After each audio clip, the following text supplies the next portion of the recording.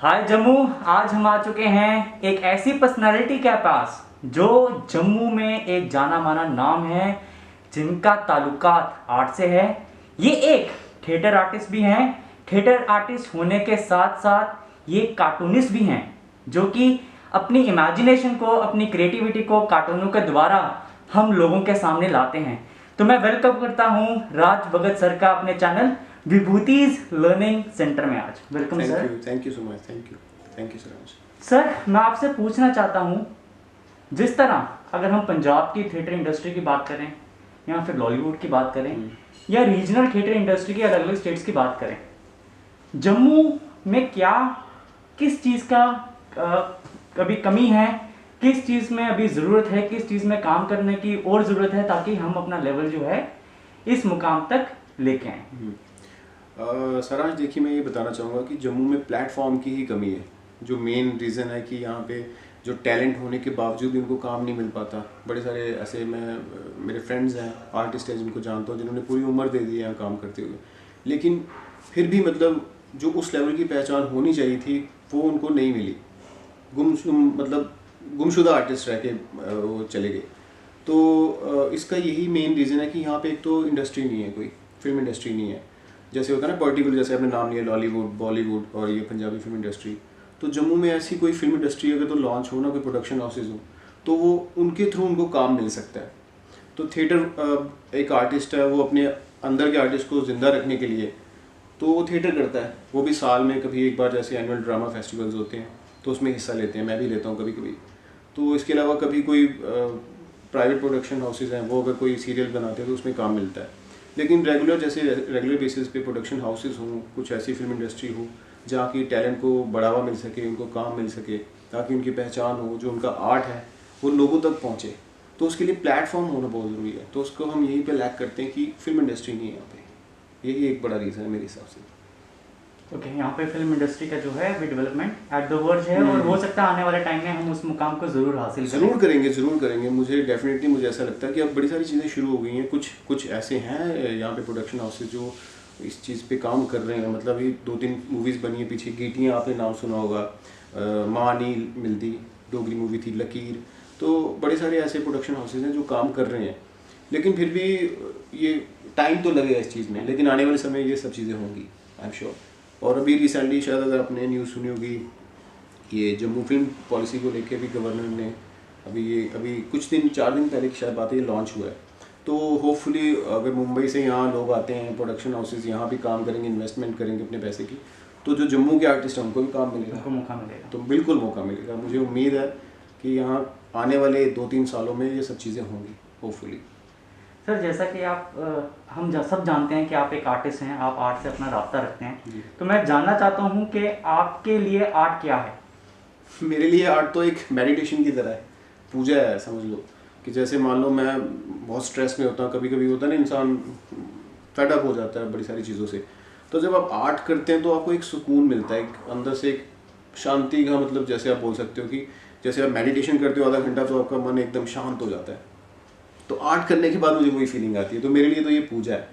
मतलब मैं अपना पूरी लाइफ आर्ट को ही डेडिकेट कर चुका हूँ। और ये अपना कार्टूनिंग के साथ साथ थिएटर हो गया, मैं सिंगिंग भी करता हूँ, थोड़ा बहुत कर लेता हूँ, इतना ज़्यादा नहीं, लेकिन ये कि मैं आर्ट के साथ पूरी तरह जुड़ा हूँ और मैं आर्ट को अपने लिए एक पूजा मानता हूँ, एक मेडिटेशन है मेरे लिए जी। सर, जैसे कि हम जानते हैं कि आप एक प्रोफेशनल हैं, एक लीडिंग न्यूज़पेपर के साथ आप एसोसिएटेड हैं, उसके अलावा आप चंपक मैगजीन है, उसके साथ भी आप प्राइम एसोसिएट, अपना जो एसोसिएशन है आप रखते हैं जी।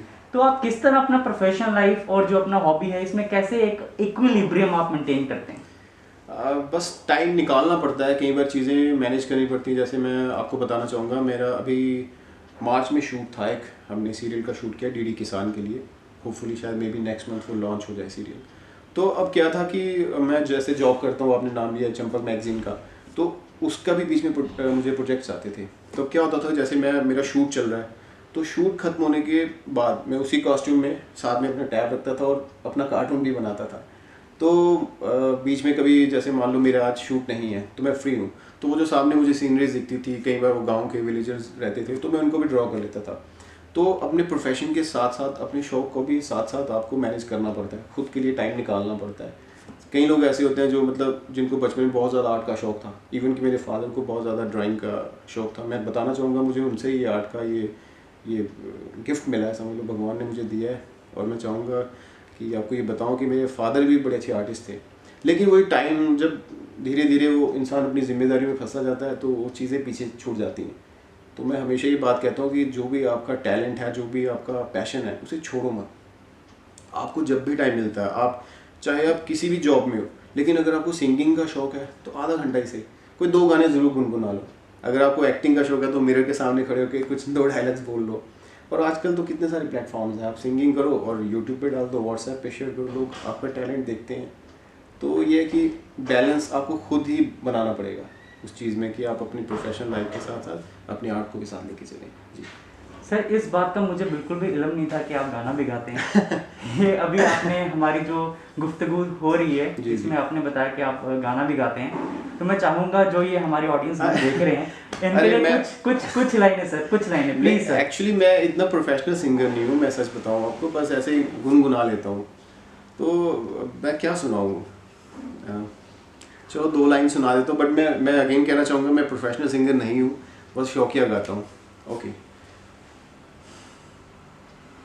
एक दिन तेरी राहों में बाहों में पनाहों में आऊंगा, खो जाऊंगा, एक दिन तेरा हो जाऊंगा। ये दिल तो ना कह सका ये बातें, दिल तो ना कह सका। Thank you. क्या बात है सर, आपकी आवाज़ में तो जादू है। थैंक यू आप बिल्कुल प्रोफेशनल लग रहे हैं सर। Thank you. मैं प्रोफेशनल नहीं हूँ, बस शौकिया गाता हूँ। मुझे ये था कि शौक था इंडियन आइडल का, मैं बड़ी बार इंडियन आइडल के ऑडिशंस के लिए गया, सारेगामापा, वॉइस ऑफ इंडिया, इन सब चीज़ों के लिए बहुत भागा हूँ। रेडियो में मैंने ऑडिशंस दिए लेकिन चांस नहीं मिल पाया, लेकिन फिर भी मैंने अपने उस टैलेंट को ज़िंदा रखा है। जब मौका मिलता है शाम को स्टार मेकर में मैंने अपनी एक आईडी बना रखी है, तो वहाँ भड़ास निकालता हूँ कभी। तो ये कि करता हूँ, मैं ये भी करता हूँ, लेकिन प्रोफेशनल नहीं हूँ। माफ़ी चाहूँगा, फिर भी थैंक यू, आपने पसंद किया, thank you so much, thank you. Sir, आप हमारे ऑडियंस को कुछ मैसेज देना चाहते हैं? मेरा मैसेज ये रहेगा, जो आजकल की जो यूथ हैं, जनरेशन, जो बच्चे बनाते हैं, ड्राइंग करते हैं, तो कई बार क्या होता है कि पेरेंट्स उनको मना करते हैं, यार ये किस काम में लग गए। इवन कि मेरे अपने रिलेशन में, मैं नाम नहीं लूँगा, गुस्सा करेंगे, मुझे डांटेंगे, तो वो अपने बच्चों को बड़ा बोलते थे, यार तुम आर्ट में लगे रहते हो, फुटबॉल सीखो, क्रिकेट सीखो, कुछ और काम करो, ये सब बेकार की चीज़ें हैं। तो मैं बताना चाहूँगा ये बेकार की चीज़ नहीं है। ये जो आर्ट में आपको कुछ भी हो, चाहे वो सिंगिंग, डांसिंग या पेंटिंग, ये आपको एक गिफ्ट दिया है भगवान ने, तो आप उसको भगवान की निरादरी ना करें उस चीज़ को ठुकरा कर। जो भी आपको चीज़ मिली उसे आप अपना पैशन बनाएं। तो इसमें भी बड़े सारे आपके अब स्कोप बन चुके हैं। मतलब अगर मैं कार्टूनिंग की बात करूं तो इसमें जैसे मैं चंपक मैगज़ीन की बात कर रहा हूँ, इवन की मूवीज़ बनती हैं, तो मूवीज़ में जैसे मूवीज़ बनने से पहले स्टोरी बोर्ड बनाया जाता है। मैंने भी कुछ सीरियल्स के लिए स्टोरी बोर्ड बनाया, तारक मेहता का उल्टा चश्मा, उसके लिए मैंने बनाए हुए। तो आप उसमें जा सकते हैं, आप प्रोफेशनली इस चीज़ को अपना सकते हैं, इसमें आपको अच्छी इनकम भी हो सकती है, आपका नाम भी हो सकता है। तो मेरा ये मैसेज है कि अपने पैशन को हमेशा आप लेके चलिए साथ, छोड़िए मत। जी सर, मैं चाहूँगा आपके जो डिजिटल आर्ट्स हैं जो आपके टैब में अवेलेबल हैं, अगर कुछ आप ग्लिम्स उसके हमारे ऑडियंस को दिखाएं। हाँ, मैं ज़रूर दिखाना चाहूँगा। मेरे पास कुछ स्केचेस में भी इसमें पड़े होंगे, कुछ कार्टून्स वैसे हैं इसमें।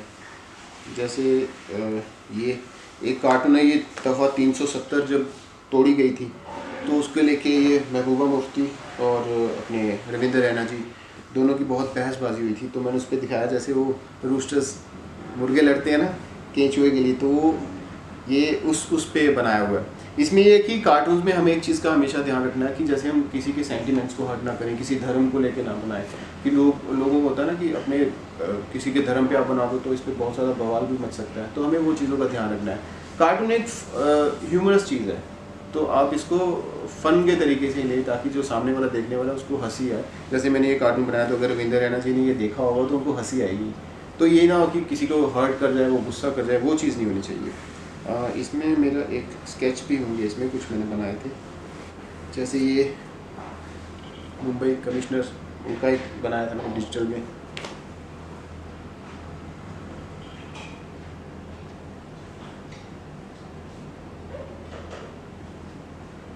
ये कैरिकेचर मैंने बनाया था बाल ठाकरे जी का।